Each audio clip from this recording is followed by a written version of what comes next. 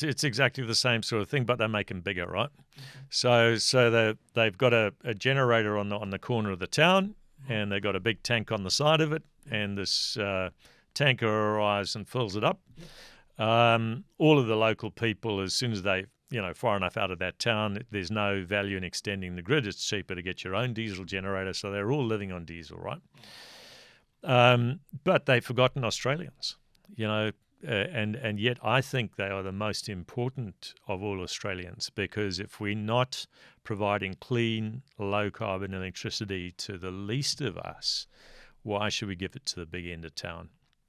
And that's the problem with the big end of town. The people, I'm not going to mention suburbs because I've got friends in some of them, but they're places in Australia where there is amplifiers of the hatred of nuclear in these particular constituencies, who've never been to Northern Australia as I've been to Northern Australia. They've never met with communities as I've met with communities in Northern Australia.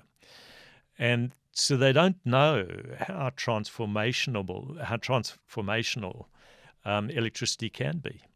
And this is what we saw in South Africa when the townships, which had been running on car batteries, right, which were, people were nicking electrons off the poles, right, putting them into car battery chargers and running them in little carriers back into the houses in shanty towns. And in the transition out of apartheid, all of those shanty towns, because it was too expensive just to build new housing straight away, were electrified. So suddenly people had the electric cable arriving at the shanty town and these poles with wires stringing out, and the first thing that you had is you went from candles and paraffin lamps and poor education to lights on, better education. Kids could study at night. It was a fundamental transformation. The way that I think about Northern Australia is a different analogue because it's a lower population density, but it is still a moral hazard to kind of solve your problem with batteries in your backyard when you've got Northern Australia, which doesn't have batteries in its backyard, right?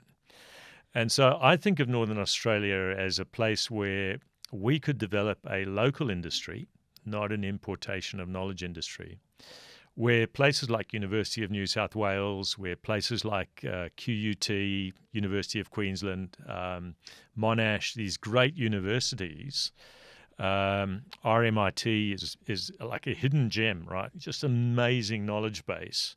Instead of being sort of quasi-anti-nuclear, could be turned into micro-reactor battery powerhouses for the country. They could develop the technologies. They could look at developing the pebble bed technology that I worked in South Africa. The triso fuel has been redeveloped 4 or 5 times around the world. It's an inherently safe fuel. It can never fail.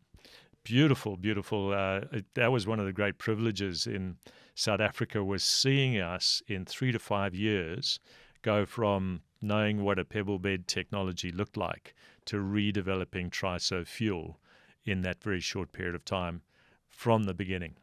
Of course, now they've got an operating pebble bed reactor operating in China, so that technology is now fully commercial and available. So why don't we have small reactor? Westinghouse has got the eVinci reactor. This is pretty much coming out. It's a factory fabricated reactor. The heating part of the reactor is completely separate from the reactor part. You can just pull the reactor out, plug a new one in. The heating part is not connected with pipes in any way. So you can bring in the new nuclear battery, plug it in. These eVinci reactors could operate all over these territories. But why is that not our dream?